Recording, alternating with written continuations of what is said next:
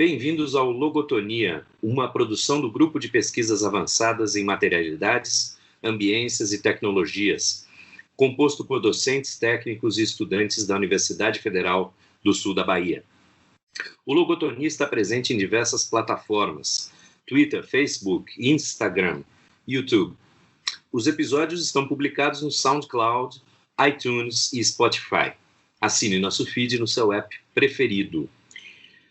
Eu sou Márcio Carvalho e esse é um programa da série Teoria e Ficção, o primeiro episódio de 2021 pandêmico. Hoje teremos algumas novidades. Esse será o nosso primeiro episódio baseado num videogame, um jogo digital, seguindo um tema que tem aparecido cada vez mais nas discussões no nosso grupo de pesquisa. E a gente espera que esse seja o primeiro de muitos. E para inaugurar essa nova fase, nós vamos discutir o jogo Sid Meier's Civilization, a famosa série de estratégia por turnos, nossa querida Civ, que já está na sua 6ª edição, Civ 6. O nosso grupo de pesquisas teve uma recente adição, o professor Alex Alvarez, da Universidade Federal do Oeste da Bahia.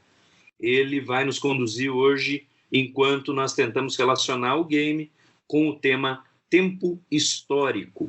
Eu lembro que esse é o tema de doutorado do Alex. E temos ainda a presença do professor Guilherme Fóscolo, da Universidade Federal do Sul da Bahia. Eu gostaria de começar já fazendo a pergunta mais importante sobre o Civ para o Alex. Afinal de contas, quem é Sid Meier? Não, brincadeira.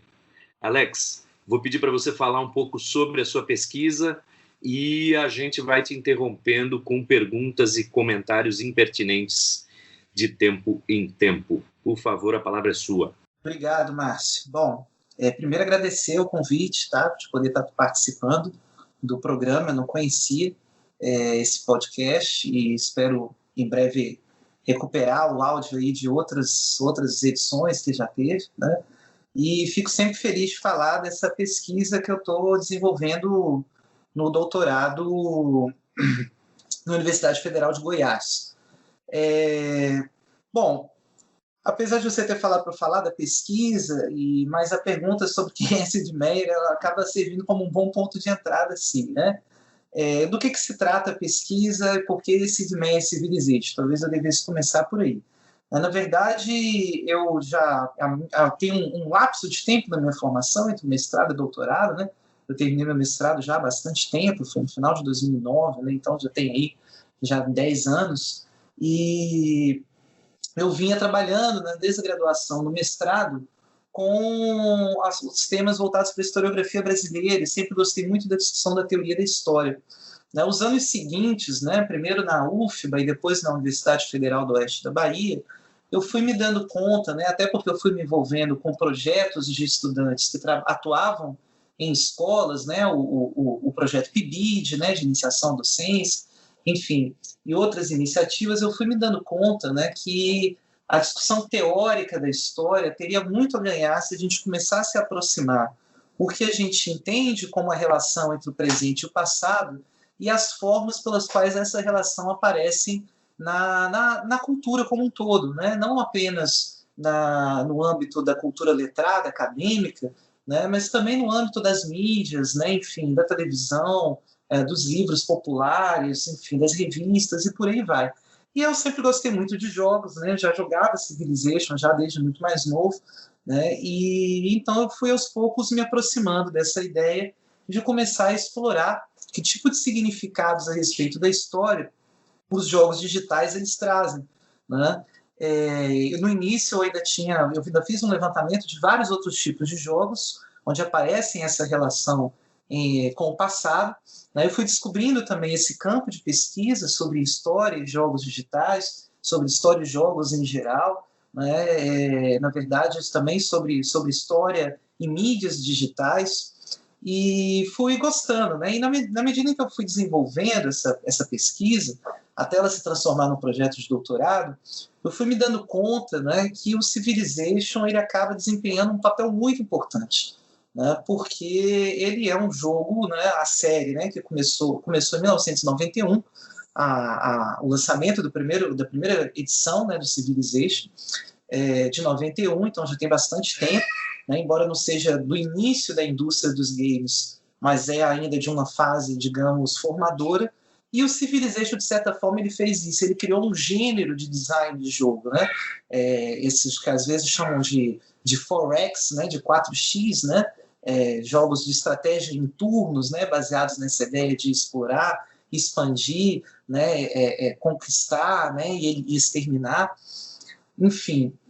E eu fui me dando conta que o Civilization acabava sendo uma referência de como vários outros jogos passaram a, de certa forma, organizar o sentido da história humana dentro de um jogo. Além disso, também, o Civilization é um dos poucos jogos que escolheram como tema tratar da história humana como um todo, né? E não apenas um determinado momento histórico.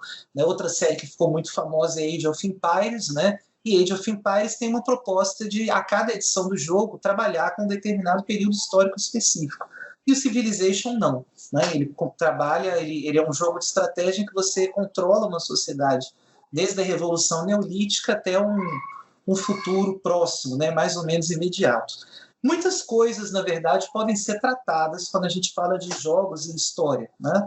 Então, eu escolhi trabalhar com a questão do tempo histórico porque é um meio, né, um conceito que me ajuda a correlacionar o jogo, né, com outros entendimentos que nós temos sobre história e com os entendimentos que os jogadores têm sobre a história. Né, no sentido de que, quando a gente fala de tempo histórico, a gente não está falando só das representações do passado, mas a gente está falando de como essas representações são arranjadas em uma continuidade que dão um sentido e, portanto, um significado para a transformação social. Né? E, nesse sentido, acho que o Civilization ele acaba sendo um jogo privilegiado para a gente tentar entender como que essa dinâmica aparece dentro desse meio. Né?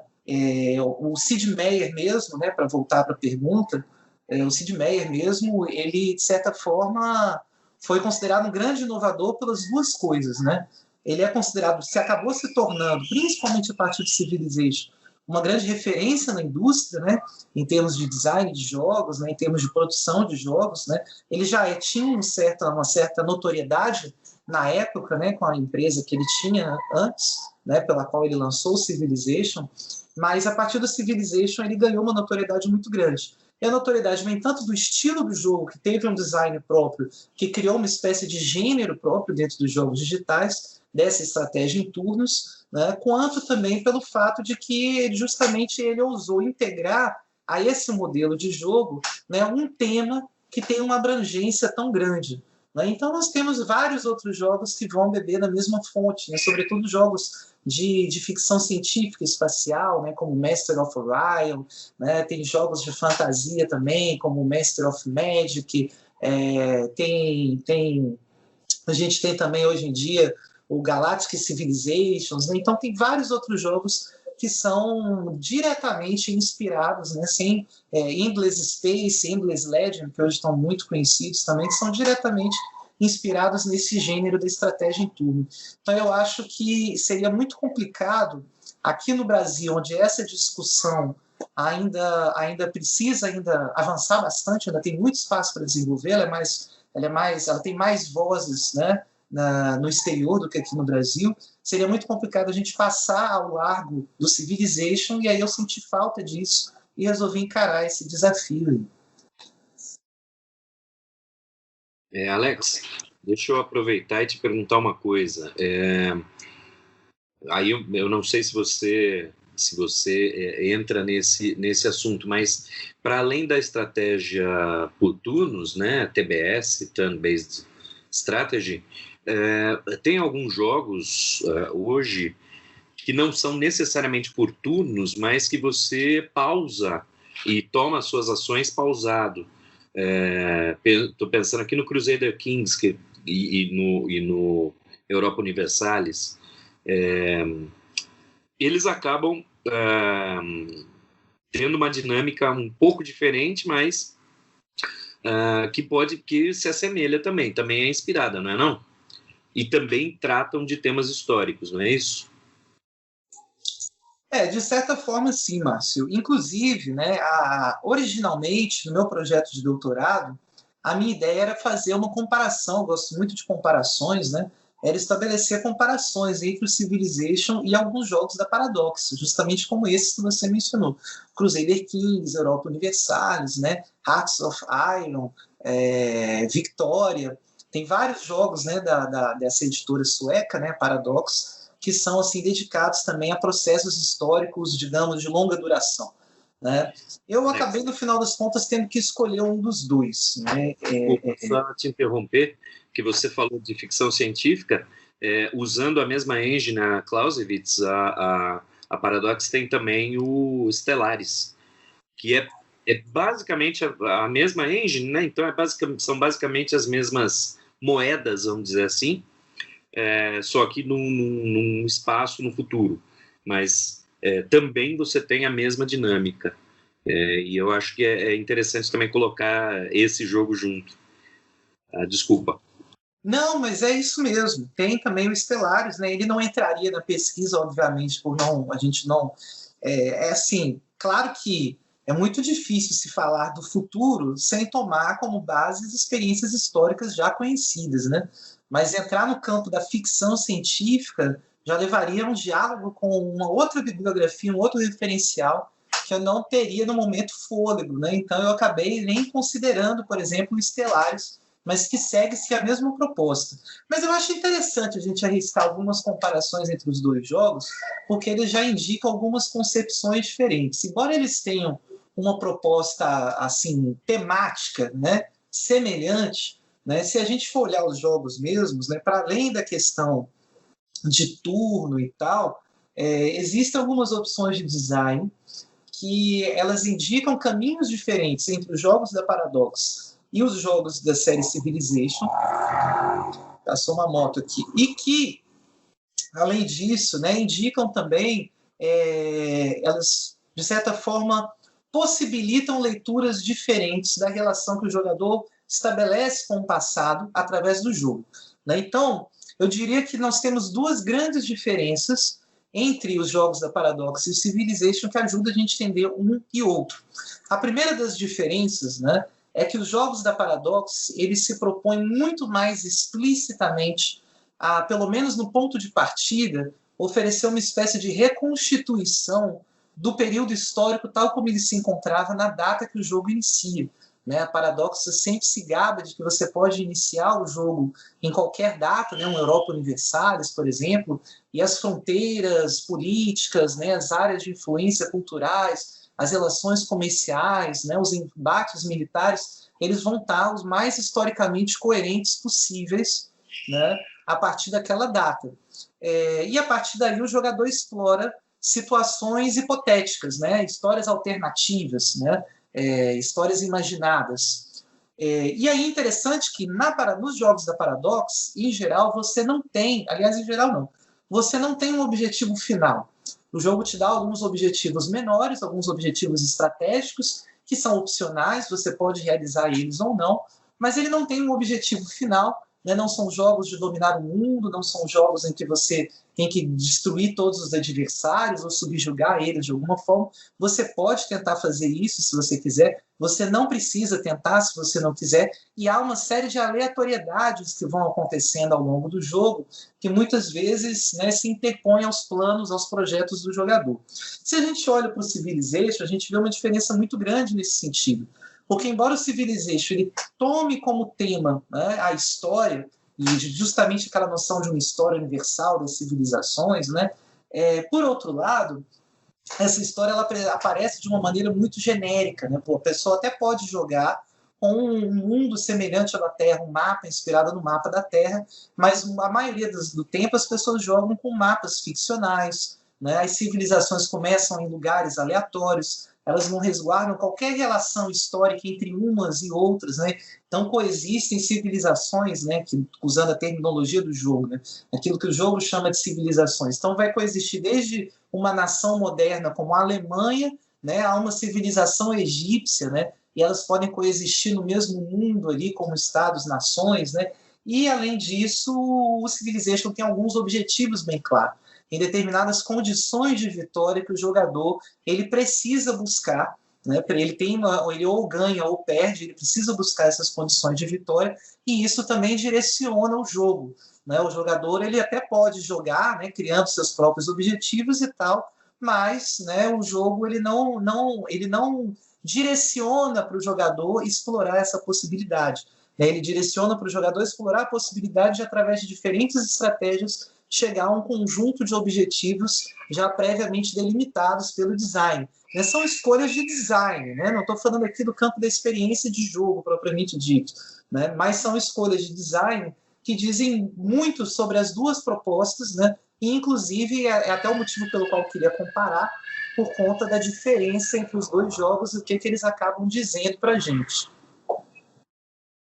Pedir desculpa pelo barulho aqui, os meninos estão oriçados, estão fazendo uma gritaria, mas faz parte. Bom, eu estava conversando com o Márcio um pouco mais cedo, né, sobre o tema da Civilization e do tempo histórico. E aí uma questão mais teórica que me interessa um pouco mais, assim, particularmente. E na verdade, é mais uma pergunta para você, assim, Alex. Como você diria isso que eu vou comentar agora, né? A minha impressão é de que o jogo Civilization, e eu tive uma experiência maior, eu estava comentando também com o Márcio, com Civilization 1, talvez com 2, mas ali na década de 90, na época do 486, DX266 da vida, onde é que rodava esses jogos, né? E agora, mais contemporaneamente, com Civilization 6, que já é uma mudança muito grande assim, em relação a esses primeiros jogos, né? E uma coisa que eu fiquei um pouco na dúvida de como pensar em relação a tempo histórico e Civilization é porque, assim, se por um lado existe essa tendência de se pensar a história, a moda de uma filosofia da história, né, uma coisa mais ou menos historicista, na linha de uma Geschichte hegeliana, de uma série de eventos mundiais, entre aspas, que se conectam e vão avançando para determinado tipo de desdobramento, né?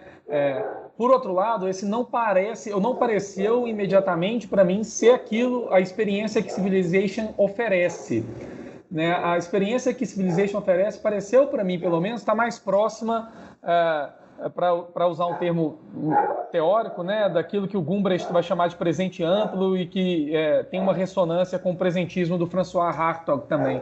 Ou seja, com uma maneira de se pensar a história onde todas as coisas estão disponíveis, né? Diferentemente dessa linearidade, por assim dizer, não é exatamente uma linearidade, mas para colocar, né, de uma maneira mais simples, dessa sucessão de eventos que desencadeia, né, desencadearia uma filosofia da história. Então, nessa imagem, assim, por assim dizer, do presente amplo, né, diferentes historicidades poderiam coexistir. E no Civilization 6, pelo menos, onde eu vi isso um pouco mais fortemente, porque foi uma experiência mais próxima agora, né, eu não sei se é uma opção que você destrava ou se é o modo normal do jogo, porque eu estou jogando com a minha filha, que tem 16 anos, então ela que, enfim, tem feito essas opções de jogo, né? Os avanços civilizacionais de uma civilização não coincidem com de uma outra. Então, de repente, você está na era industrial e a outra está lá atrás, na era não sei o que, etc., né? E, de repente, você, nas árvores tecnológicas, pode avançar de determinada maneira, te garantir uma vitória sem que você tenha que cumprir com todos os passos necessários historicamente para aqueles eventos ocorrerem, né? Então, tecnologicamente, você pode lançar um foguete para a Lua sem, de repente, ter desenvolvido plástico, uma coisa dessa ordem. Esse é o ponto 1. O ponto 2, que eu acho bastante curioso, é porque todas as coisas parecem estar disponíveis ao mesmo tempo, né, e que seria, pelo menos numa análise superficial, assim, a minha impressão de que uma característica da imagem da história no presente amplo, né, torna disponíveis todas as opções numa espécie de varejão, grande varejão da história. Eu vou parar aqui para não me alongar muito, porque fica chato, né, mas assim, eu queria ouvir você comentar um pouco a respeito disso também, Alex, e se eu me repetir, eu peço desculpas, tá? Não repetiu não, Guilherme, foram ótimas suas colocações, né? Primeiro, vamos lá, né? Com relação a essa questão que você colocou dessa modalidade de jogo, né? Existe, na verdade... Primeiro, deixa eu deixar claro que o Civilization 6 é o que eu estou menos familiarizado também, tá? De todos os jogos da série. Eu passei muito mais tempo jogando os mais antigos do que os mais novos, né? Pelo mesmo motivo que você colocou aí, né? Jogava quando era mais novo, nos computadores antigos, etc. e tal. Bom, mas aí, essa questão dessa modalidade de jogo, na verdade, é uma modalidade nova que foi lançada há alguns meses, né, em que se tornou a árvore tecnológica, ela fica aleatória. Só quando você desenvolve uma determinada técnica, uma determinada tecnologia, é que você descobre quais são as tecnologias que vão se desdobrar daquela ali, né? Então, é nesse sentido, né? Mas, ainda assim, né, eu faço uma leitura um pouco diferente, né? Não totalmente, né? O Civilization, ele tem uma ambiguidade nessa representação do tempo histórico que ele traz, né? Porque, por um lado, ele tem uma linearidade muito clara, né? Essa linearidade hegeliana mesmo, né? De uma ideia de história universal, né? Que se dá por um avanço de etapas, né? Então, você tem uma hierarquização, né? Das sociedades mais avançadas para as mais atrasadas, né? E mesmo com esse modo de jogo em que as tecnologias são aleatórias, mas ainda assim é bom dar uma olhada, porque, se não me engano, a árvore tecnológica, ela apesar de ser aleatória, né, mas ela ainda é etapista, né, ela vai uma sucessão atrás da outra. Essa sucessão não está pré-determinada, não está clara para o jogador, mas ela já está lá, né, qual que vai ser a sucessão, né, e nesse sentido ainda se mantém essa sequencialidade, né? Alex, diga, Cláudio. Me permite, no 6, na verdade, a árvore está aberta para nós. A gente vê toda a árvore, inclusive até o fim, tecnologia futura. Claro que dentro de cada item ali tem desenvolvimentos específicos, mas até comparando, como eu te falei antes, eu estava com o Civ 1 aberto aqui, e a árvore tecnológica do Civ 1 me parece muito mais complexa do que a do 6. A do 6 é bem linear, ela é bem linearzinha. Você tem a cada passo no máximo 3, 4 opções para você seguir. Mas, Márcio, acho que o que o Alex está dizendo é que o modo padrão do jogo é esse que você mencionou agora. Mas há um modo do jogo que eu tenho jogado onde a árvore não aparece aberta. Ela se fecha e ela é um pouco randomizada, assim. Tá, porque no modo padrão do 6, pelo menos, é toda aberta. Toda aberta. Com pré-requisitos, inclusive. No caso do 1, você até tem uma lista de tecnologias, e quando você clica em uma, ela vai dizer quais são os pré-requisitos para ela, mas você não tem uma representação gráfica. Então você teria que fazer um baita de um trabalho. Mas aí, Márcio, tem que te interromper, né? Não tem no jogo. Nós vamos lembrar que o Civilization 1, em 91, né, as pessoas ainda jogavam os jogos digitais com o manual do lado, e no manual vinha o esquema. Ah, sim. Tá, eu não sabia que tinha no manual. Beleza. Então, mas de qualquer forma, me parece que era uma árvore mais complexa do que a que a gente tem hoje. Realmente, se você comparar as árvores, a do 1 e do 2, elas têm uns volteios assim no organograma que ficam bem confusas. No 4 também, né? O 3, o 5 e o 6, ela tende a ficar mais linear. Agora, eu acho que mais interessante até do que a gente... Só para voltar um pouco à discussão do que isso implica, esse é um dos pontos centrais, na verdade, né? A gente tem que reconhecer que o jogo ele gira em torno da árvore tecnológica, né? Ganha quem avança mais rapidamente pela árvore tecnológica. Então, esse já é um condicionamento do jogo que já diz muito sobre a representação do tempo histórico ali, né? Acelerar é o segredo para a vitória, né? Uma aceleração do tempo ali, né? E aí, né, o interessante é assim, a árvore tecnológica do Civilization ela pode até entre uma edição e outra ser mais ou menos linear. Agora, se a gente for comparar, porque a questão é, será que essa é a única maneira de se conceber uma árvore tecnológica? Se a gente for observar alguns jogos recentes, não. Né? A Amplitude Studios, né, tem alguns jogos que eles chamam do universo Endless, Se vocês forem olhar, é muito interessante. No Endless Space, o 2 eu não joguei, mas no Endless Space 1 e no Endless Legend, que são jogos que têm um design muito parecido com o Civilization, de estratégia em turnos e tal, de construir cidades, unidades, expandir na árvore tecnológica, etc., você vai perceber que a árvore tecnológica ela não é linear. Então, inclusive, a representação visual dela no jogo tende a ser esférica, ela é circular. E você escolhe o caminho, os vários ramos pelos quais você pode seguir. E o mais interessante ainda, né?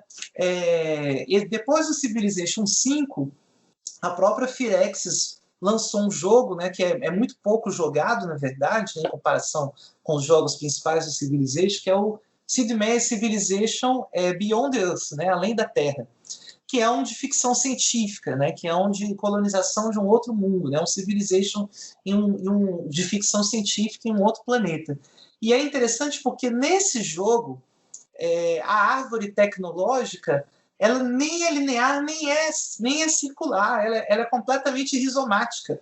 Né? Elas são braços que se entrelaçam, você pode seguir qualquer caminho através deles, e dentro de cada nó, né, que tem nesses ramos, você pode aprofundar diferentes níveis de conhecimento, sendo que cada um desdobra possibilidades diferentes no jogo.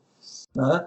A gente pode olhar, por exemplo, né, um outro jogo que também saiu da Firaxis, né, o mais antigo, o Sid Meier's Alpha Centauri, que saiu depois do Civilization 2, que também é de ficção científica e que foi projetado, né, o designer, né, o lead designer, foi o mesmo lead designer que fez o Civilization 2. Né?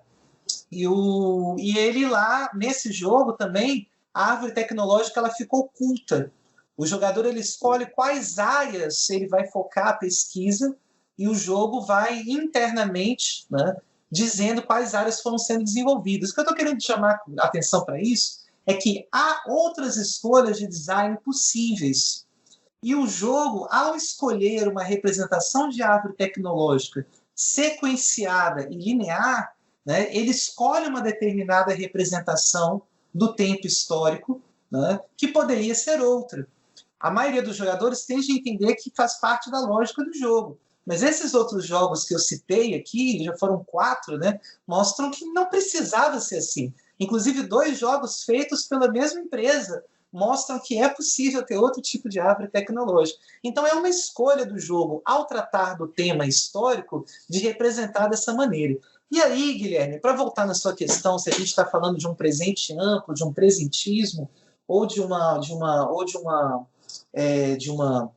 história universal, linear, né? Enfim, há uma certa ambiguidade no Civilization com relação a isso. Porque, por um lado, olhando por esse viés da árvore tecnológica, a gente vê essa tendência linear. Né? Então, a gente percebe uma noção bem moderna no sentido tradicional, né? Se é que se pode falar assim, né? Mas bem modernista, né? De uma história universal, né, direcionada, né, enfim, com um sentido de progresso muito forte. Né? A ideia de progresso é muito forte. Né?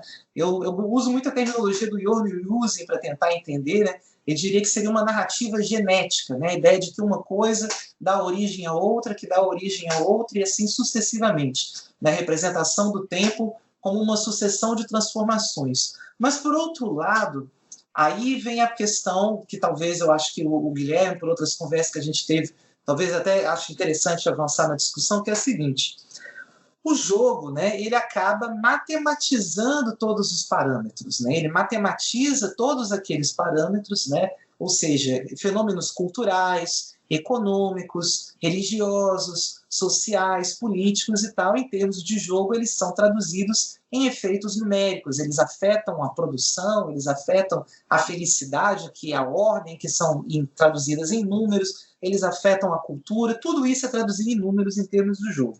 Ora, se o jogo, então, representa todas as dimensões da sociedade humana, né, em termos numéricos, quantitativos, ele acaba estabelecendo um parâmetro de comparação entre essas diferentes sociedades. Então, mesmo que o jogo te dê a opção de fazer ou de manter uma sociedade que possa estar em uma posição diferente nessa árvore tecnológica, mas quantitativamente ela vai estar em desvantagem, porque ela vai produzir menos matéria-prima, ela vai produzir menos alimento, ela produz menos ciência, que são os parâmetros do jogo, e, por consequência, ela se encontra em uma situação de inferiorização ou até mesmo de submissão, que é o objetivo do jogo, né, em comparação com as outras sociedades. E aí tem essa própria noção de civilização, né? O conceito de civilização do jogo também é uma coisa bastante obscura e que eles nunca se preocuparam muito bem de esclarecer. Né? Pelo contrário, né, eu acho que diante de várias críticas que receberam, né, sobre uma visão muito eurocêntrica do jogo original, né, eles foram incluindo outras sociedades dentro desse parâmetro de civilização, né, de maneira que o 6 é bastante multiculturalista nesse sentido, né? Tem sociedades as mais diversas ali, que são colocadas como civilizações, mas essa ideia de civilização, se a gente for olhar na prática, para resumir, assim, ela funciona no jogo como um Estado-nação homogêneo, né? E aí, então, você projeta para toda a lógica da história humana, tal como ela aparece representada no jogo, como uma entidade atemporal, que na verdade é um Estado-nação. Então você tem um Estado-nação que é praticamente atemporal, que pode ser comparado com outros em uma série de parâmetros basilares quantitativos e que atravessam a história, né, se desdobrando por essa árvore tecnológica. Então, nesse sentido, rápido, só para concluir, nesse sentido tem um aspecto normativo nessa narrativa, né? Normativo no sentido de que, assim, ela exemplar, né? Você tem uma narrativa exemplar de que certas leis tendem a ser universais, né? Certos parâmetros de comparação são universalizáveis. Pode falar, Guilherme. É só um comentário rápido, que essa universalização que o jogo propõe, na linha do que você estava comentando, Alex, é curiosa, né? O Arthur Danto, eu já falei isso em outros Logotonia, né? Eu fico me repetindo porque eu gosto dessa passagem, no texto deles, que chama O Fim da Arte e tal, da década de 80 ainda, ele comenta que nada pertence tanto ao seu próprio tempo quanto os vilumbres de uma era para o futuro. Curiosamente, eu acho que Marx dá um ensejo para a gente pensar também que nada parece tanto ao seu próprio tempo quanto os vilumbres de uma era para o passado, assim, né? Então funciona para trás também isso. No Civilization, uma coisa curiosa, e você comentou dessa matriz eurocêntrica do jogo, é porque, veja, a dominação cultural é uma dominação também eurocêntrica. Então, se você ganha por cultura, você ganha por grandes artistas, destacando indivíduos e grandes obras, numa espécie de grande museu, né, que você vai colocando as obras e selecionando. A religiosa também parece um pouco, muito próxima, não pouco, mas muito, muito próxima da dominação do catolicismo ou do cristianismo também eurocêntrica, assim, né, via Roma e tal. Você vai convertendo as pessoas de outros impérios, então você vence. A científica você já mencionou, e tem a dominação bélica, que também está muito próxima da colonização, né? Você conquista as capitais de outras civilizações, de modo que a seleção de outros líderes, como você mesmo disse, que varia no Civilization 6, né? Você pode escolher o líder sumério, o líder do Congo, o líder de diferentes nações, ela camufla, na verdade, uma sameness, né? Seria essa sameness, seria essa igualdade nos caminhos, por assim dizer, da vitória. Não igualdade, né, mas essa mesmice dos caminhos para a vitória, que reproduz uma espécie de visão eurocentrada, talvez, né?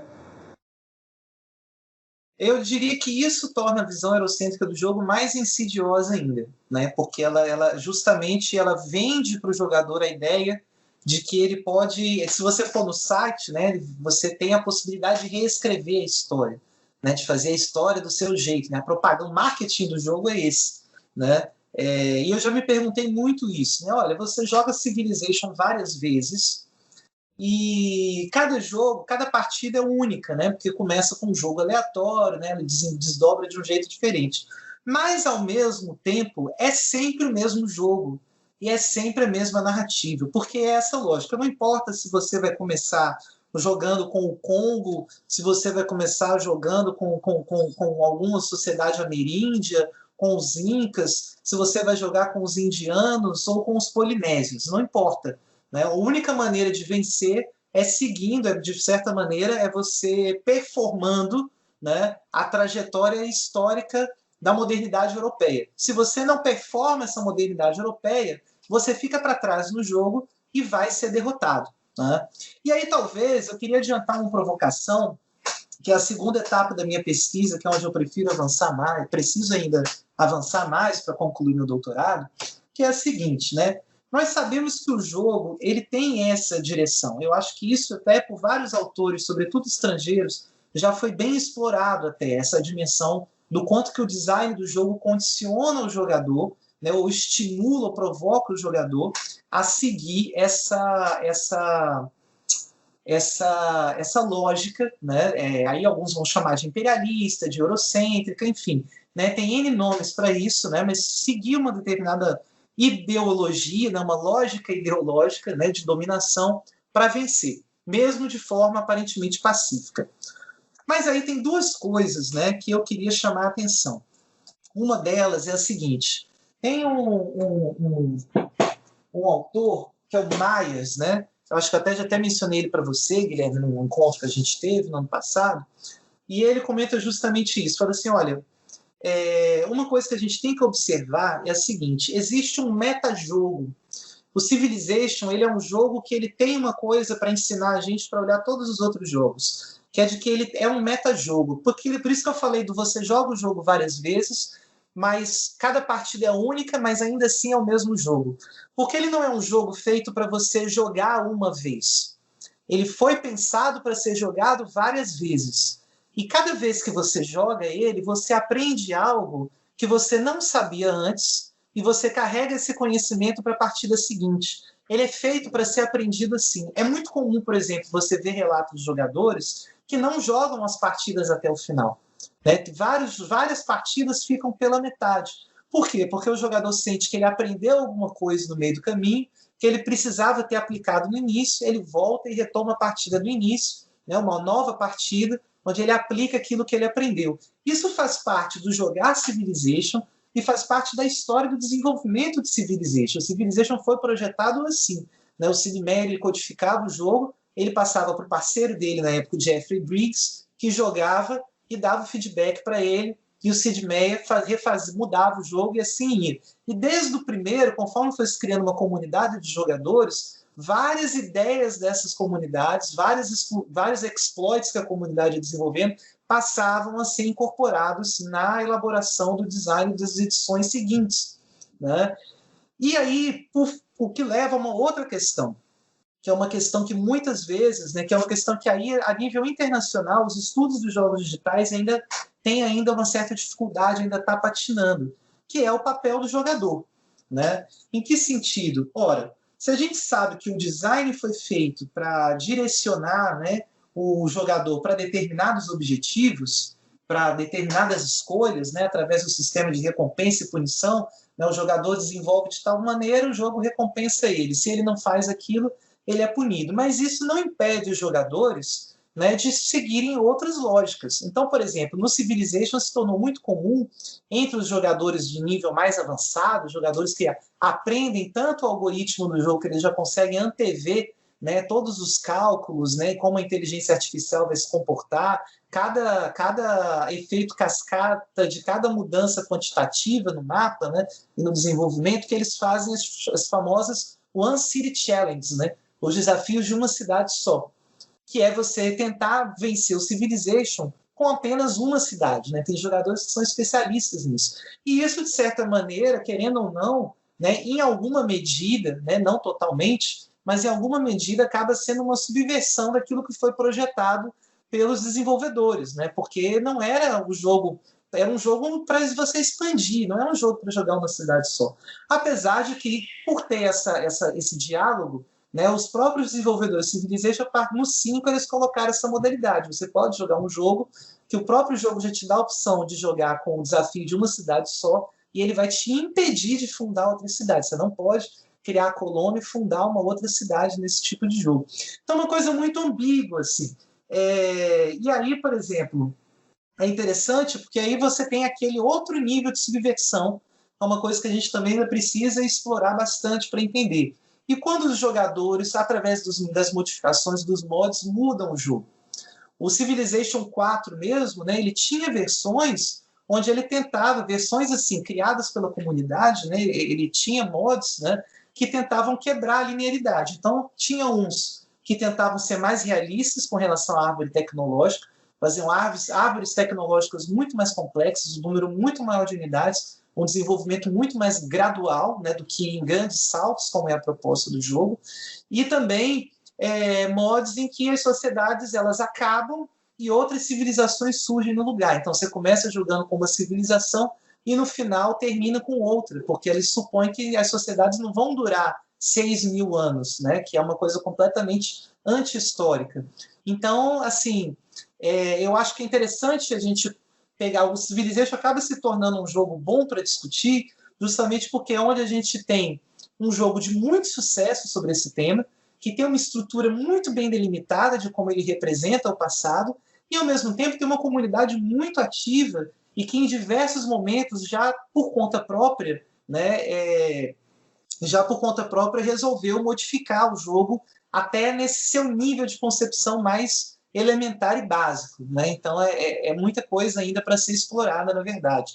Só para comparar, voltando ao que o Márcio tinha comentado antes, comparando com os jogos da Paradox, se a gente for olhar a maior comunidade da Paradox, né, os fóruns mais usados da Paradox, eles estão no site da Paradox. A maior comunidade tradicional de Civilization que existe na internet é um fórum chamado Civ Fanatics, que não é um fórum oficial da empresa, não tem nenhuma relação financeira direta com a empresa, embora, obviamente, a empresa apoie o site, né, ache o site importante. Inclusive, vários programadores do jogo já foram recrutados a partir desse fórum, né, desse grupo, dessa comunidade online. Alex, eu dei uma olhada aqui, depois que você citou, na árvore tecnológica aqui do Beyond Earth, e realmente ela é bem mais legal, ela é bem mais interessante. O que eu queria comentar contigo, voltando um pouquinho na sua fala, primeiro, a questão da matematização, né? A matematização é inevitável na programação, mas ela não é inevitável no design. O design poderia não apresentar números, mas apresentar representações gráficas que nos permitiriam comparar de uma maneira menos direta a evolução, que aqui a gente está falando de evolução de progresso, né? Das civilizações. Quer dizer, você acaba tendo o potencial para transformar um jogo numa grande planilha. Eu poderia, imagino até que tenha gente que faça isso, que planilhe as grandezas para poder otimizar a sua jogada, né, o seu jogo. Eu estou lembrando aqui de uma discussão que eu já tive com o Guilherme, de barras de vida, de você ter antigamente barras de vida, ou em jogos RPGs que tradicionalmente foram baseados nos RPGs de mesa, né? Tudo é apresentado numericamente. E ao longo do tempo isso foi sendo substituído em alguns jogos. Então, por exemplo, você tem agora jogos de tiro de primeira pessoa em que você não tem mais uma barra de vida, mas você tem a tela ficando com gotas de sangue e até ficar branco e preto e você desmaiar. Então, eu imagino que é uma decisão de design você manter os valores numéricos ali. E aí, me parece que corrobora com o que você está falando, quer dizer, até no design do jogo, você já está privilegiando um tipo de informação, que é a informação numérica, em detrimento de outras informações que poderiam ser visuais, sonoras, etc. Então, eu acho que dá para a gente comentar um pouco nesse sentido. E agora, do que você falou no final, quanto às comunidades, né?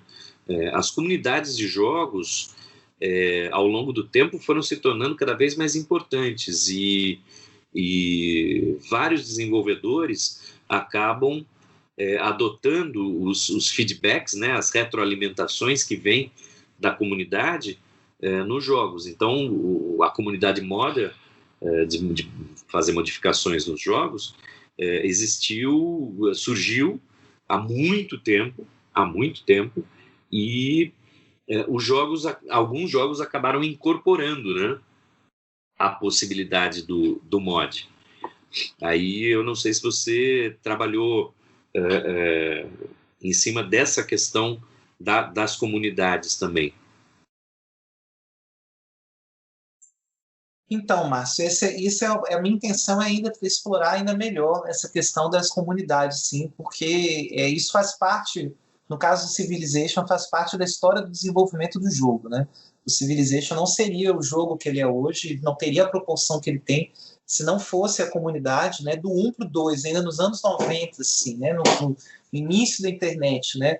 O desenvolvedor do 2 foi o cara que fez o principal mod Não, o desenvolvedor do 3, perdão, foi o cara que fez o principal mod para o 2. Né? Isso foi em 2001 que saiu o Civilization 3. Né? Então, assim, a comunidade é importantíssima para entender o desenvolvimento de um jogo como Civilization. Agora, a questão que você falou do design, da matematização, eu acho que é extremamente importante, sim, para entender as escolhas do jogo, né, para entender o que é possível de se fazer ou não, e até assim, o quanto que isso se abre para outras discussões, partindo do próprio Civilization e do que influi essa representação do tempo histórico. Né? Então, veja bem, há outras possibilidades de representação, como você colocou, para o jogador. A gente bem sabe, acho que você foi muito feliz na sua colocação, né? A máquina ela é binária, né? Então ela tem que ser matematizada, né? Ela trabalha com parâmetros matemáticos. Mas nada lhe obriga que esses parâmetros matemáticos sejam explicitados para o jogador. Existe um jogo antigo, agora eu não lembro de que ano, mas é no máximo do início dos anos 90, se não me engano. Eu localizei ele por um site que eu gosto muito, um site de venda de jogos que eles reeditam versões de jogos antigos, é a GOG, chama Good Old Games. Você acha algumas pérolas antigas lá. E um jogo que eu conheci muito diferente, chama King of Dragon Pass, né? O rei do passo do dragão, né? O rei da passagem do dragão. Né? Esse é um jogo que é uma espécie de um jogo de estratégia, quase que em turnos, né? Porque ele trabalha com decisões tomadas durante estações, onde você lida com uma comunidade, uma espécie de era heróica, mítica, uma coisa assim, e você tem um clã para liderar diante de outros clãs ali, né? E você tem que honrar os deuses e tudo mais. Por que eu estou falando desse jogo, que nem tem uma temática parecida com Civilization, uma outra proposta de jogo? Porque lá, né, se você for olhar o manual do jogo, ele recomenda que você tente entrar no espírito daquela sociedade e tomar as decisões como um líder daquela sociedade faria, ou seja, pensando em honrar os costumes, em preservar a honra da população, em agradar os deuses, né? E aparece, na verdade, ao longo do jogo, uma série de escolhas morais, não são escolhas técnicas, né? Aparece, por exemplo, né, um sujeito que foi banido de um outro clã pedindo abrigo, né? Então você pode dar abrigo ou não, né? Dar ou não abrigo, em todos os lados vão ter consequências ruins ou boas, de acordo com os costumes, as tradições dos deuses. Só que o interessante é que o jogo não diz isso para o jogador. E nem isso é uma coisa assim, que inevitavelmente vai acontecer, porque o jogo calcula com uma série de informações desconhecidas para quem está jogando, de tal forma que é impossível, a não ser depois de muito metajogo, você conseguir prever exatamente o que vai acontecer.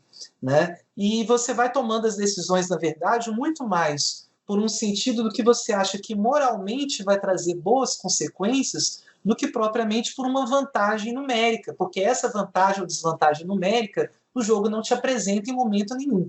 Então é uma escolha de design completamente diferente e que realmente tem muito mais a ver com liderança do que propriamente um jogo como Civilization, onde se joga sim com planilhas, viu, Márcio? Para jogar competitivamente Civilization, se joga com planilhas, né? Inclusive há pouco tempo atrás eu vim apanhando no Civilization 3 para o computador mesmo. Eu não sou um jogador excelente de Civilization, longe de mim, pelo contrário, né? E o jogo, para melhorar, né, você vai ler algumas coisas que os jogadores escreveram E lá no meio dos guias de estratégia vem planilhas mesmo para você ter o máximo de rendimento no jogo.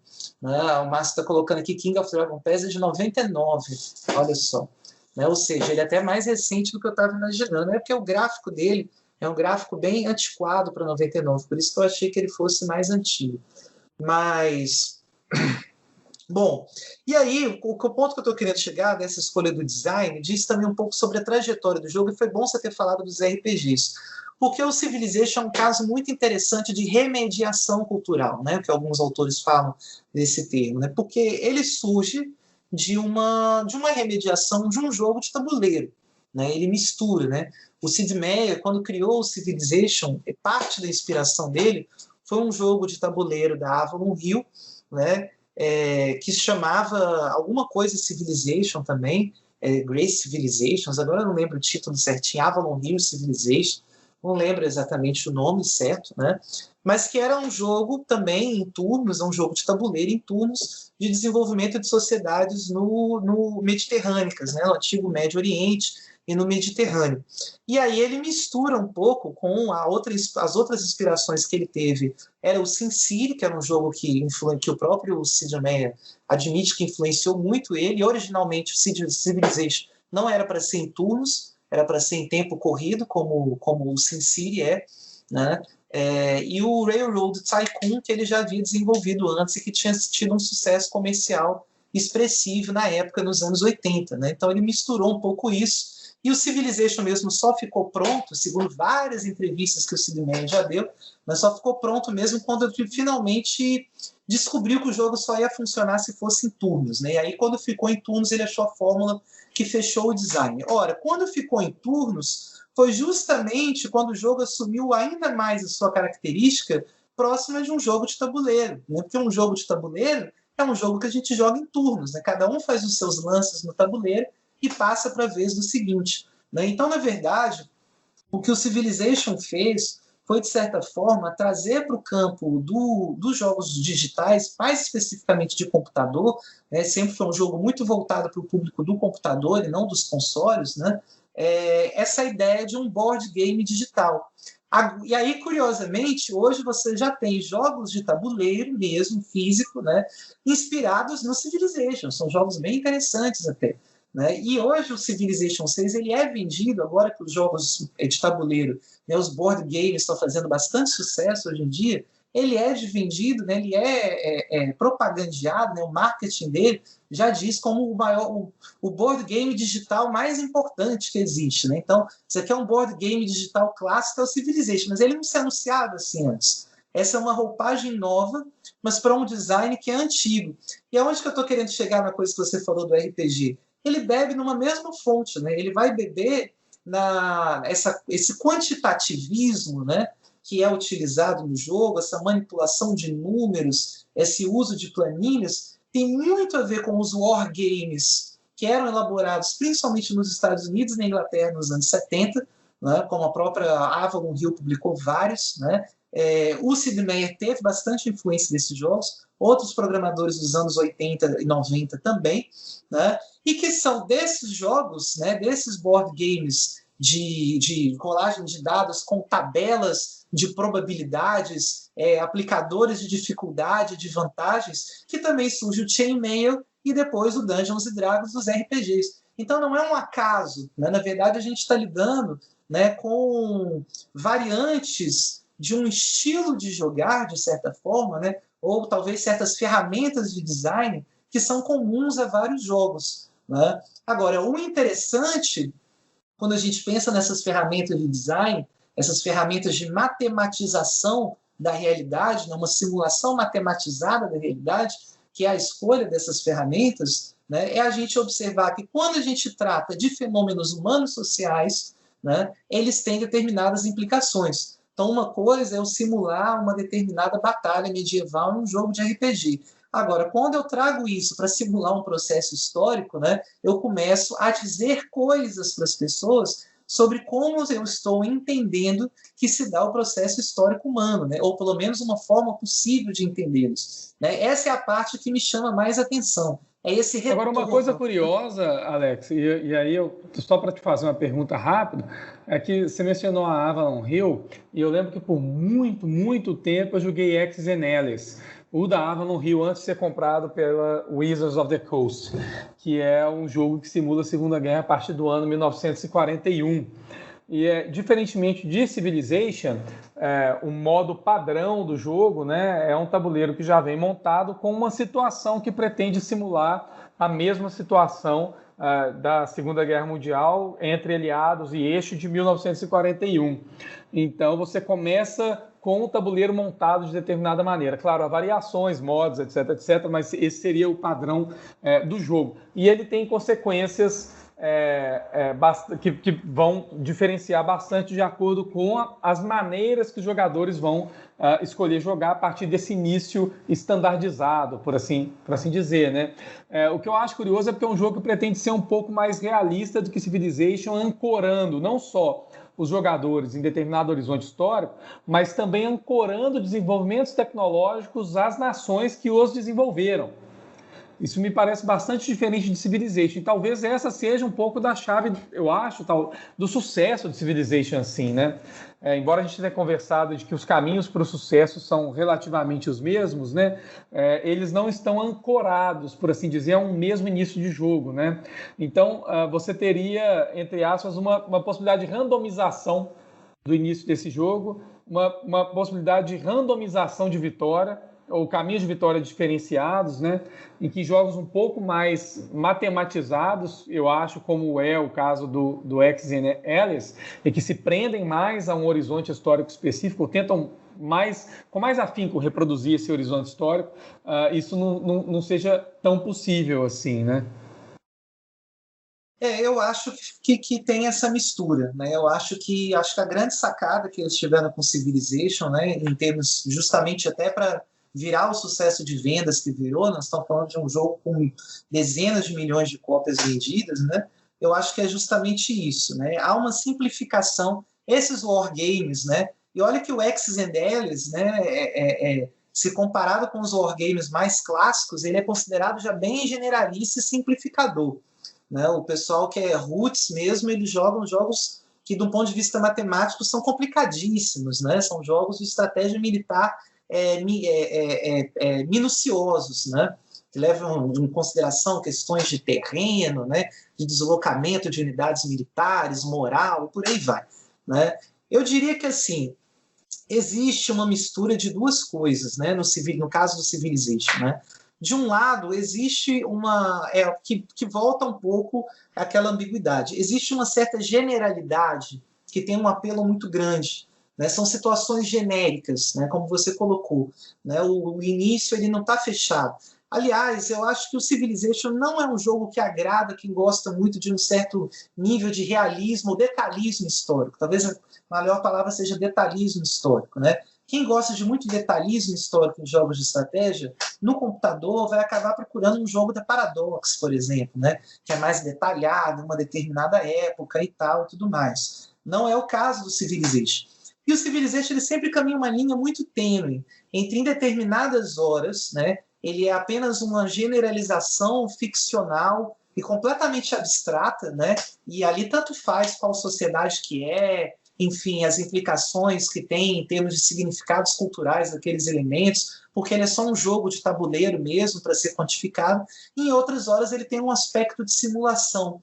E os jogadores, eles caminham e talvez o sucesso, Guilherme, seja um pouco por aí, né? Porque a gente já tem hoje, né, alguns autores que indicam que tem pesquisas que já indicam que há maneiras diferentes de jogar, né? E hoje em dia, inclusive, a indústria já aprendeu, a indústria dos games, né, já aprendeu a reconhecer isso bastante, né? Que jogadores diferentes, né, de diferentes perfis, se sentem atraídos por jogos por motivações diferentes. Então, às vezes tentam se categorizar, algumas tendências gerais podem ser observadas. Então, por exemplo, você tem jogadores competitivos, né? São aqueles jogadores que querem mostrar o domínio no jogo, eles querem ser melhor que os outros jogadores. Se o jogo for multiplayer, eles são aqueles que querem ganhar dos outros. Se o jogo for single player, eles são aqueles jogadores que querem ter a maior pontuação, ganhar do jeito mais... enfim, eles sobem o nível de dificuldade, eles querem desenvolver maestria.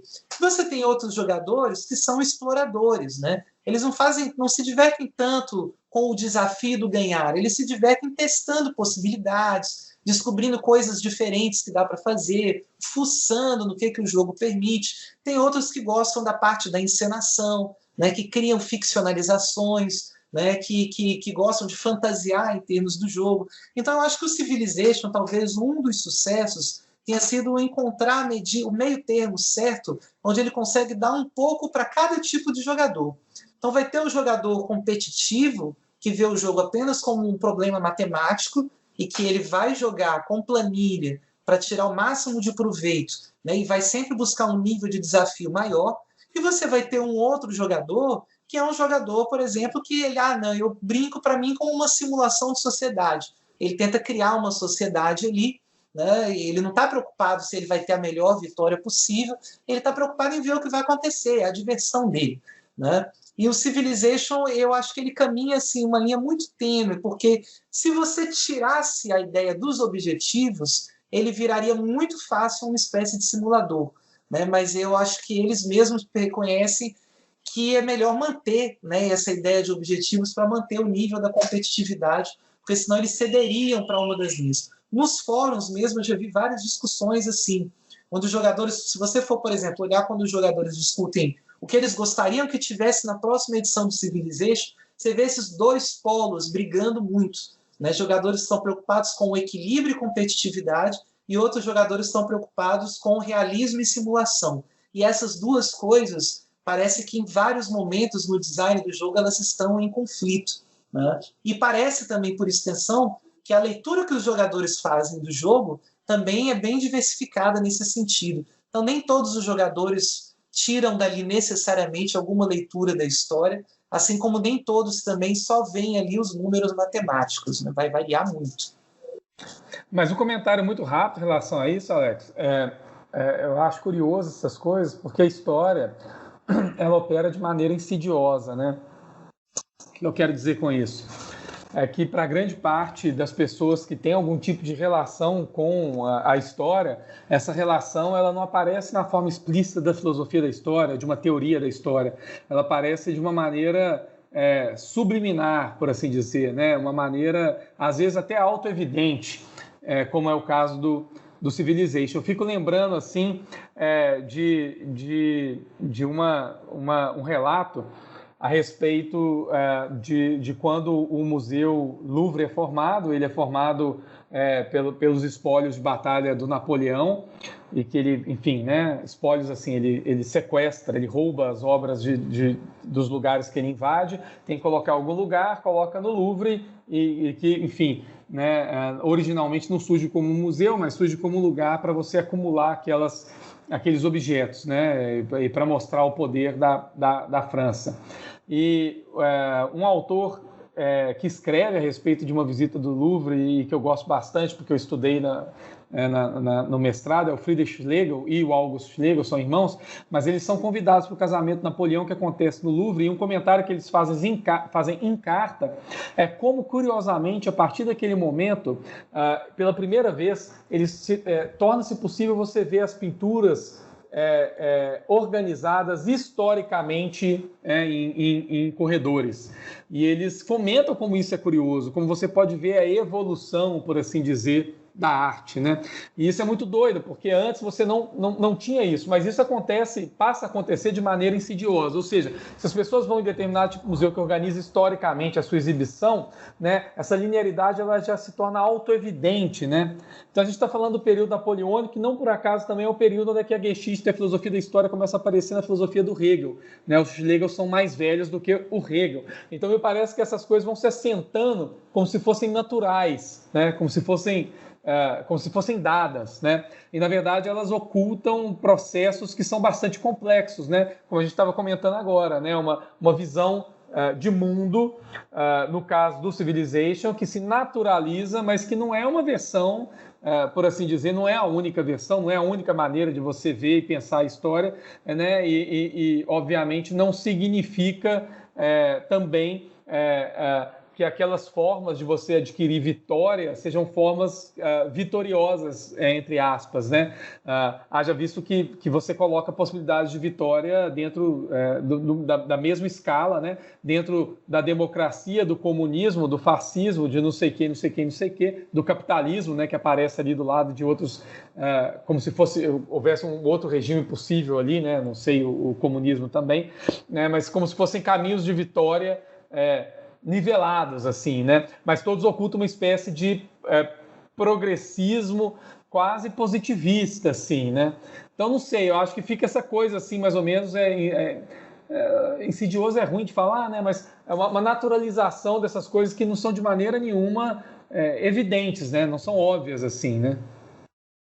Eu diria que esse daí é o ponto, assim, é a minha preocupação original, né, em torno dessa pesquisa a partir do Civilization, né? Porque justamente eu gosto muito da expressão que um designer, o Ian Bogost, usa, né, para a gente tentar entender esses jogos como uma retórica procedimental, né? Em que sentido? No sentido de que o jogo, né, assim, na verdade ele está se referindo não especificamente ao jogo, mas é onde isso aparece de maneira mais explícita, né? Ele traduz processos em termos de processos, né? Então, eu posso traduzir o processo histórico em uma linguagem narrativa textual, né? Eu posso fazer isso, né? Posso traduzir um processo histórico, né? E posso representá-lo por uma linguagem arquitetônica, museal, como você deu o exemplo, né? Eu posso usar a linguagem cinematográfica, né? Os jogos, no caso, representam as coisas por processo. Da mesma maneira que o que ele trabalha, na verdade, né, ele pensa assim, a linguagem computacional é uma linguagem procedimental, né? Então, né, a gente pensar no editor de texto, o Word, né, você tem uma representação de uma folha em branco que você vai escrevendo. Na verdade, é só uma ficção aquilo ali, né? É só uma maneira que a máquina traduz o processo que você está fazendo, né, para a tela, de maneira que ele faça sentido para você, né? Mas são só impulsos elétricos, no fim das contas, né? Só a partir do momento que você manda imprimir que aquilo ali, de fato, se transforma, né, em uma folha com papéis escritos, né? E hoje cada vez menos se imprime, né? O que importa é só essa tradução visual mesmo. Bom, mas a questão é, no caso desse tipo de jogo que escolhe por tratar os seus elementos lúdicos com a simbologia de elementos históricos, aí a gente tem uma relação que precisa, sim, começar a ser examinada com mais cuidado, justamente por conta disso. Porque a partir do momento em que eu jogo representações do passado em uma relação processual de causalidade, querendo ou não, né, eu estou fazendo uma série de afirmações a respeito do passado. O jogo pode até não ter esse propósito, mas aí eu penso muito no sentido, volto mais uma vez ao Jörn Jusen, né, quando ele fala de um aprendizado histórico que seria um aprendizado histórico informal, né? As pessoas hoje em dia, na verdade, a gente tem que entender isso e assumir isso quanto antes melhor, né? Elas aprendem muito mais história pelas diversas mídias estéticas do que propriamente pelo conhecimento histórico especializado, que é passado na escola e tal. A gente sabe que as pessoas vão ter pouquíssimas aulas de história, né, na escola, né, em comparação com outras matérias, né? Além disso, o sujeito termina ali o ensino médio dele e ele não vai mais ter aula de história o resto da vida dele, a não ser que ele escolha estudar isso. Então, quais vão ser as referências? Qual vai ser o aprendizado histórico que o sujeito carrega consigo ao longo da vida? Para além das familiares que já vêm desde a infância. Vão estar nos filmes, nas revistas em quadrinhos, nas revistas de divulgação científica, né, enfim, nos sites, hoje em dia, no YouTube, né, e principalmente nos jogos, já que a gente está falando de um universo enorme, né, de consumidores e de um universo enorme de produção de materiais com representação do passado, como é o caso dos jogos, sobretudo os jogos digitais.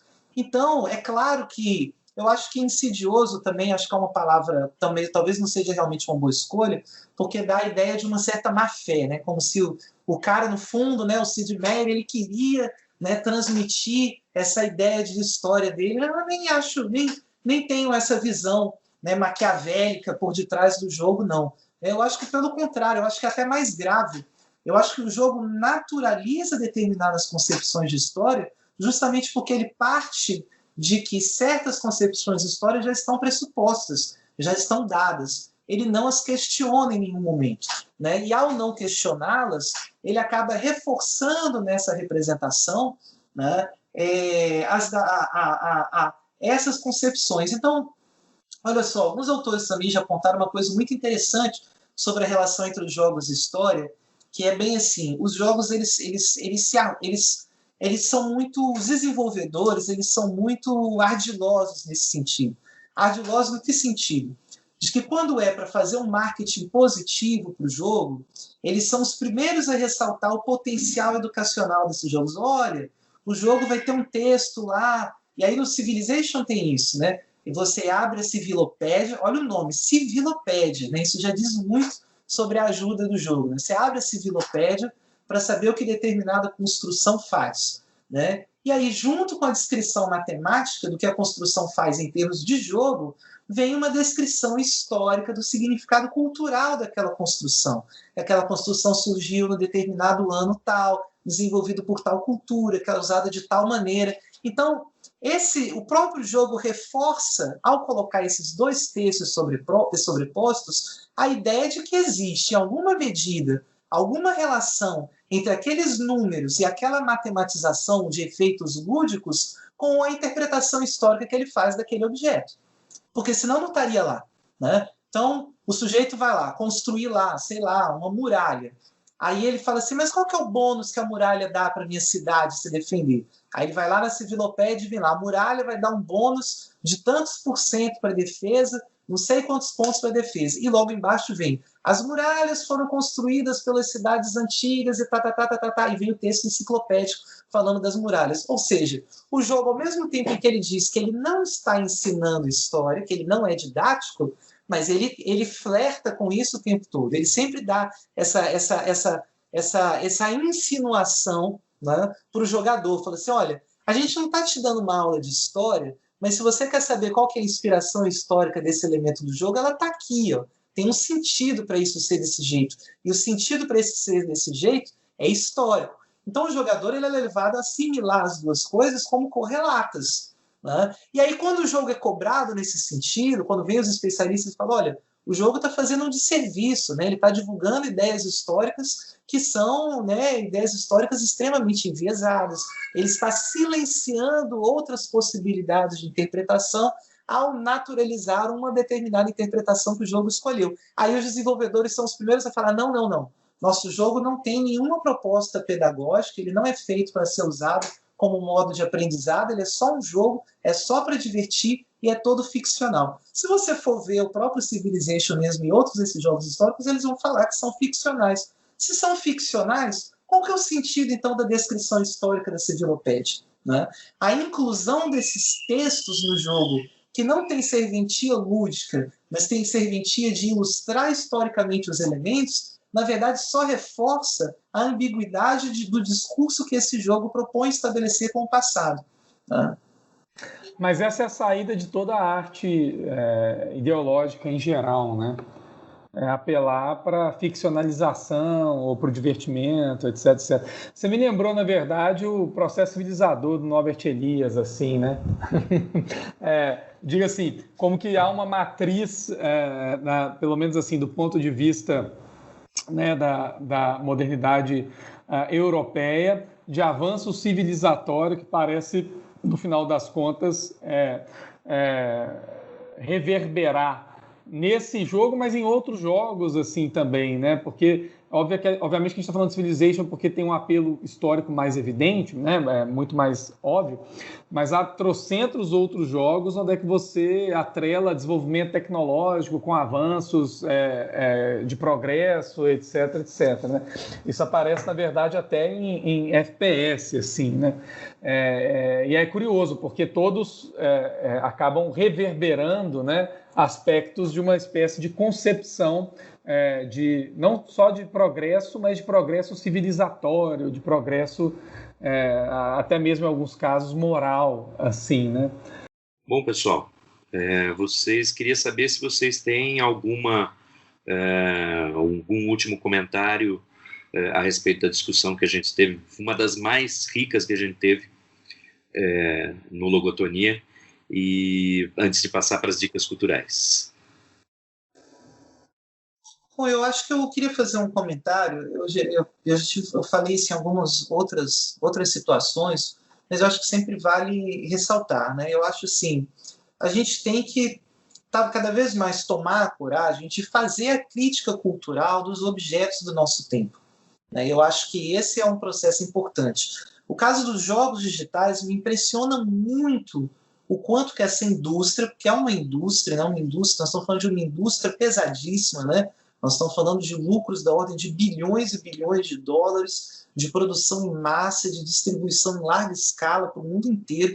Então, uma indústria de um impacto global, né, que, na verdade, força o desenvolvimento do hardware, dos dispositivos que a gente tem, e é uma indústria que até hoje vem passando completamente ao largo de qualquer crítica social, cultural, moral ou ética a respeito daquilo que ela produz, daquilo que ela distribui, né? Então, assim, eu não estou falando aqui, obviamente, de uma questão de censura, de perseguição, de caça às bruxas, não é nada disso, né? Mas a gente tem que... Se criou dentro da cultura dos jogos digitais essa ideia de que aquilo que é só por diversão não precisa ser discutido, né? E a gente precisa começar a parar com isso, né? Porque se a gente for olhar para o cinema, por exemplo, né, nós temos... olha o que era o cinema no início do século XX, né? Olha o que era o Nascimento de uma Nação do Griffith, né?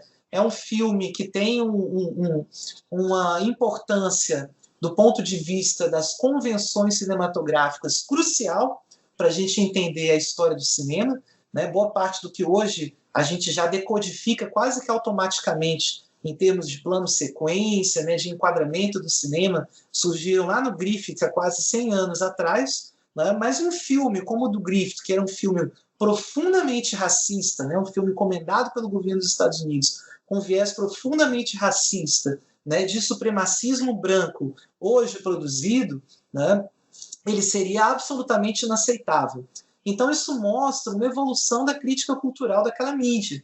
E eu acho que hoje em dia, né, que nós estamos vivendo o apogeu do mercado dos jogos digitais, a gente precisa começar a olhar para esses jogos digitais com esse olhar mais apurado mesmo e entender que tipo de valores, que tipo de significações que eles colocam para circular, muitas vezes sob esse argumento de que era a melhor escolha de design possível, né, quando cada vez fica mais claro que se trata de escolhas, né, e não de uma obrigatoriedade natural que determinadas coisas sejam feitas. Eu adoro Civilization, acho um jogo divertido, mas isso não quer dizer que a gente pode simplesmente tapar os olhos para as representações que eles veiculam ali dentro, né? Acho que essa responsabilidade a gente tem que começar a encarar em um determinado momento.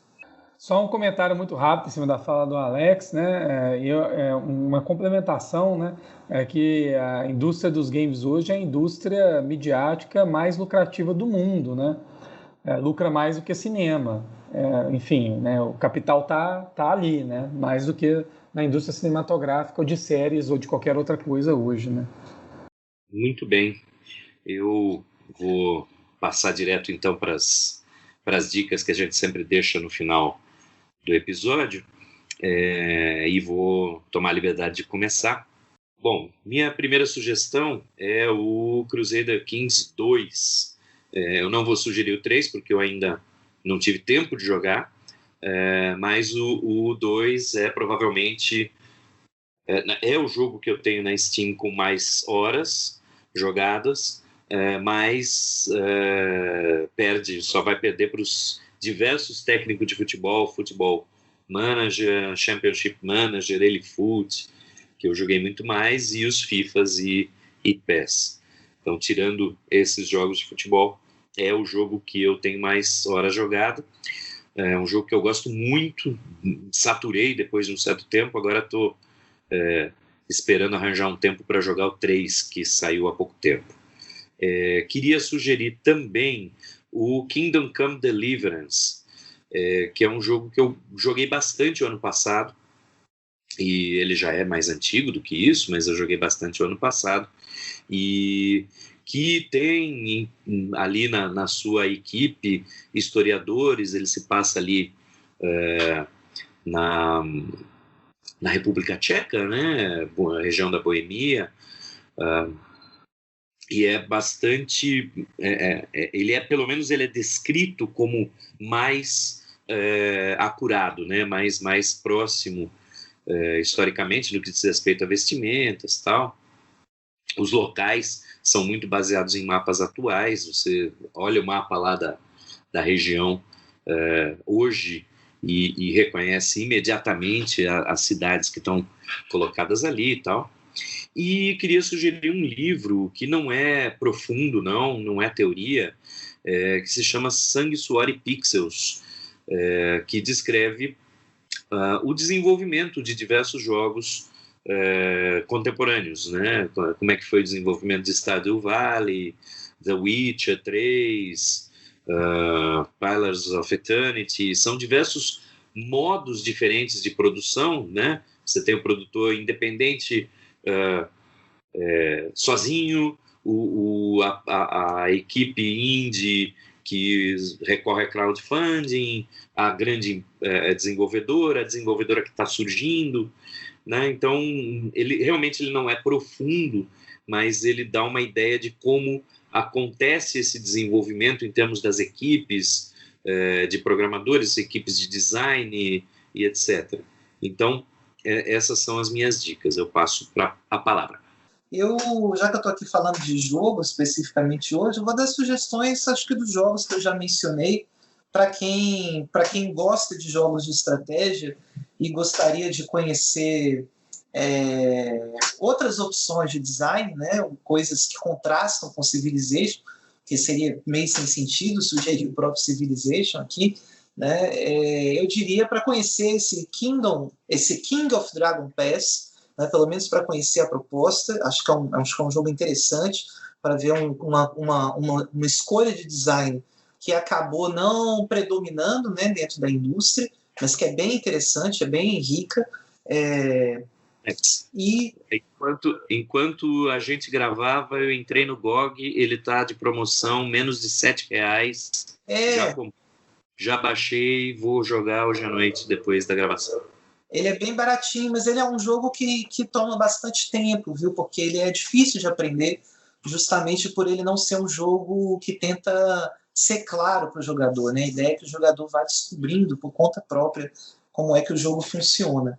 E também diria para experimentar, né, os jogos da Amplitude, né, que hoje está tentando, inclusive, concorrer com o Civilization, né? Então tem o Endless Space e o Endless Legend, né, que são jogos similares ao Civilization, mas que têm uma proposta de organização temporal diferente, né? E eles vão lançar agora em 2021, já está em fase de finalização. Alguns youtubers, twitchers, já andaram jogando e explorando a versão de desenvolvimento, né?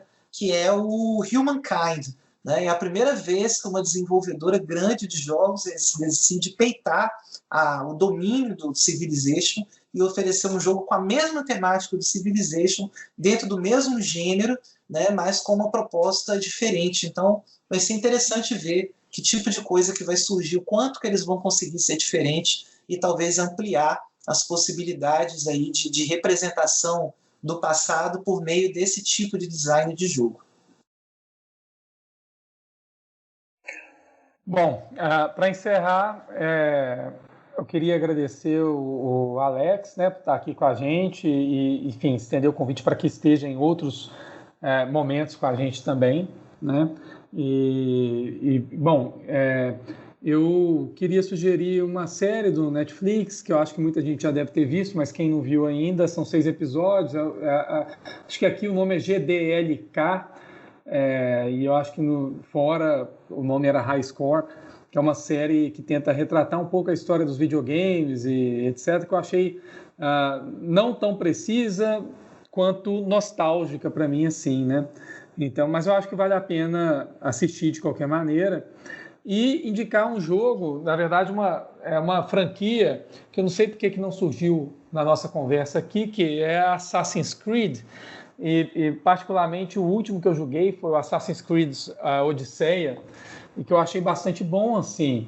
né, e que me parece que tem um trabalho historiográfico e até mesmo arqueológico, de reconstrução das cidades, arquitetônico também um pouco mais forte do que o do Civilization, assim, né? Eu julguei também o que acontece na Revolução Francesa, não lembro o nome dele, droga, né? Mas e que me parece assim, curiosamente, um jogo que vai numa linha um pouco diferente de Civilization, mas que tem a mesma pegada no sentido de trabalhar um pouco essa ideia de historicidade. No caso do Odisseia, não sei se tem outras franquias, no da França que eu joguei não tinha, mas no Odisseia tem um modo história, né? Um modo turismo, que você pode ficar passeando ali pela Ática reconstruída, né? Pela Grécia reconstruída, que eu achei curioso, que tem esse papel educativo que tira um pouco a questão da disputa do game e tal, né? E de fato eu descobri algumas coisas no game, né? No Odisseia, né? Em algum momento, sei lá, na cidade de Atenas, eu estava vendo lá o teatro com bancadas de madeira e falei, caralho, mas essas bancadas não são de pedra e tal. E aí eu fui lá dar um Google e descobri que de fato elas eram de madeira, teve um incêndio, não sei em qual época, e a partir daí foram substituídas por pedra e etc, etc. Mas é curioso, assim, me pareceu um jogo que vai mais um pouco nesse elemento histórico do aprendizado, assim, do que do que o Civilization, né? Então é isso, eu vou ficando por aqui e retorno a palavra para o Márcio. Apenas para agradecer a presença do Alex, do Guilherme. Alex, bem-vindo ao grupo, bem-vindo ao Logotonia. A gente vai ter... Eu que agradeço o convite, viu? Obrigado aí pela oportunidade. E a nossa ideia é cada vez mais mesclar episódios em que a gente utilize videogames nessa nossa linha de teoria e ficção. Pelo menos até maio aí a gente deve gravar pelo menos mais um nessa pegada. Vamos seguir na nossa pegada de filmes e livros que também fazem essa conexão, e agradecer a quem teve paciência de ouvir a gente até agora e despedindo até a próxima. Esse ano a gente vai manter um ritmo constante a cada 15 dias, toda quarta-feira a cada 15 dias vai ser publicado um Logotonia. Obrigado e até mais.